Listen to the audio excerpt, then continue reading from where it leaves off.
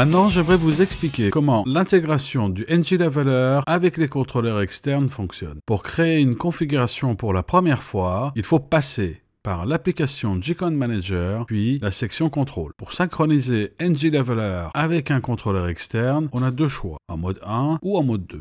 Je vous expliquerai la différence dans quelques minutes. Ici, j'ai un contrôleur Behringer X-Touch configuré en mode Mackie.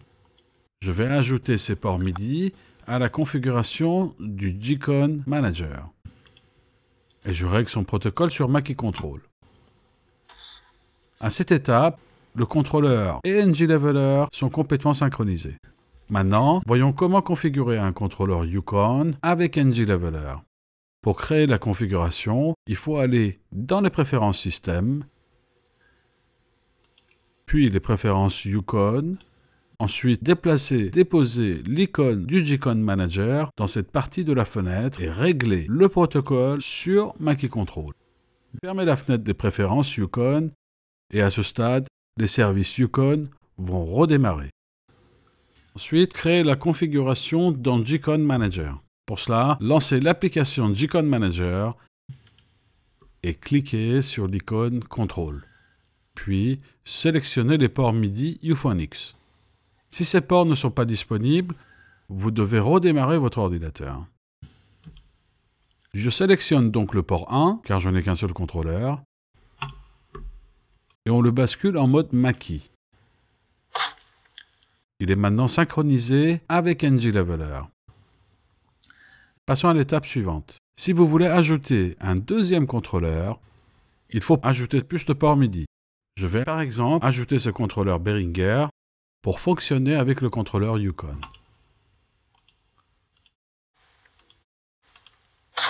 Maintenant, le X-Touch contrôle les canaux suivants, c'est-à-dire de 9 à 16 du NGLeveler. Ce qui est important de souligner est que vous n'avez pas besoin de DAW pour utiliser NGLeveler avec des contrôleurs externes. Il faut simplement que votre ordinateur soit allumé et votre configuration créée. Voyons maintenant la différence entre les différents modes de contrôle avec des contrôleurs externes. Comme expliqué plus tôt, si vous voulez contrôler NGLeveler avec des contrôleurs externes, vous devez sélectionner le mode 1 ou le mode 2.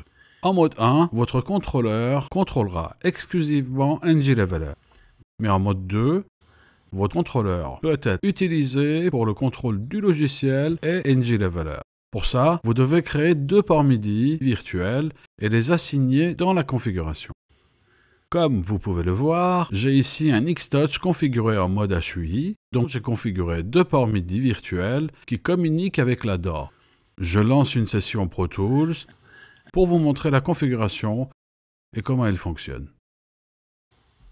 J'ai ouvert une session Pro Tools dans laquelle j'ai déjà assigné les ports MIDI virtuels dans la configuration des contrôleurs.